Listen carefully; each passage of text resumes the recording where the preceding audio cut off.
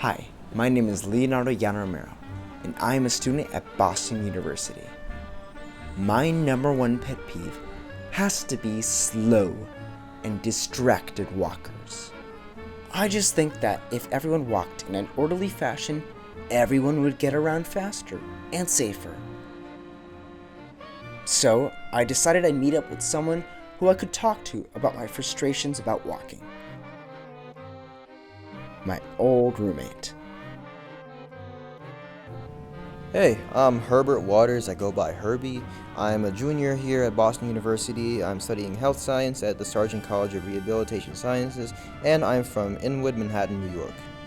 So Herbie, are you a fast walker or are you a slow walker? I don't really want to be defined by fast and slow since walking is situational, and if you're crossing the street, right, you could be as much of a fast walker as possible, but then you'll just get hit by a car. So I'd like to say that my walking speed perfectly or at least optimally fits the situation. But overall, I'd say that I'm a bit faster than the normal walker.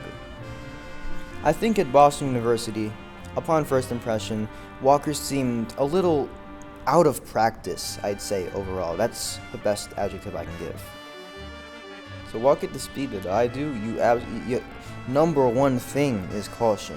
If you're going fast, there's a higher chance you can bump into things if you're not looking at the gaps correctly and if you don't really have a good sense of the proportions of your body and how far forward or backward you can go.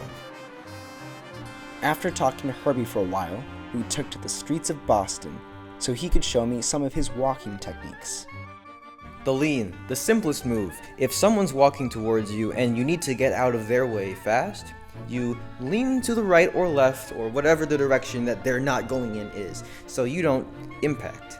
Now here's the thing, when you step with the lean, you have to step pretty much proportional to the amount you lean, right? So if you lean a little bit, step a little bit. And then you can lean into your whatever leg. It's like you're doing a lunge. Next move is called the stall.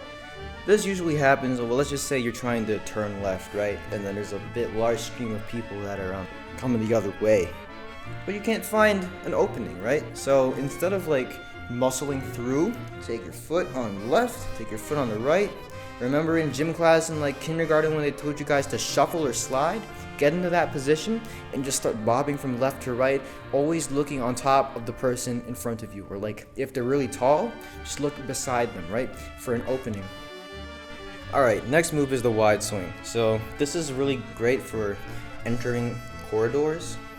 The way to do it is you walk forward and then you kind of shift your body to the side, and you never walk close to a wall when you do the wide swing.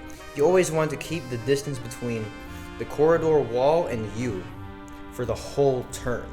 The reason why is because when you turn the corner first, you want to be able to see people, and you also want to make sure that you're turning around it so it looks fast from the other person's perspective, so they are aware that a person has just turned the corner and that they can get out of your way and you can get out of their way. In a perfect world, how would everyone walk? Exactly how they do now. And this might be a very interesting response and a little hot take from Manhattanite, but I like a little spice in my commute. If everyone just walked nicely, then I wouldn't have to dodge, I wouldn't have to bob and weave and skip, gallop, and straight. I don't actually skip or gallop, but I think that it always adds a little bit of flair.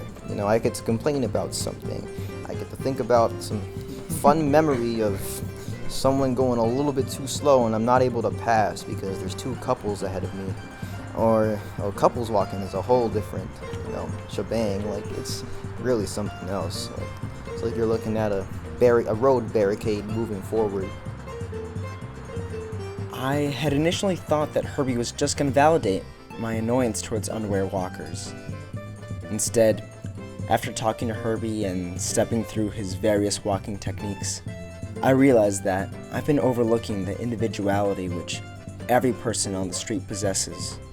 As my Manhattanite roommate has made me seen, truly living among people means embracing the everyday chaos of metropolis living. And so, to all walkers, fast and slow, attentive and distracted, I bid you safe travels, and I'll toast to not being strangers one day.